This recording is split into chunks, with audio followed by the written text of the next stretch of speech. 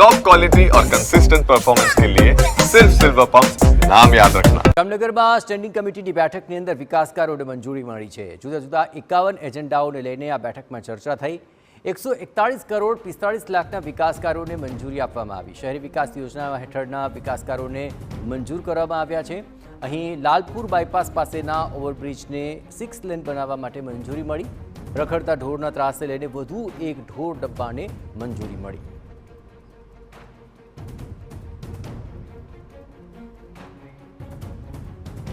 જામનગર મહાનગરપાલિકા દ્વારા food laboratory જે બનાવવાની છે તેમાં જરૂરિયાત પડતી વસ્તુઓનો ખર્ચ મંજૂર કરવામાં આવેલ છે। તે ઉપરાંત રોડ રસ્તાના કામો, ભૂગર્ભ ગટરના કામો તેમજ સામૂહિક આરોગ્ય કેન્દ્ર અને એક ઢોરના ડબ્બાનો ખર્ચ મંજૂર કરવામાં આવેલ છે।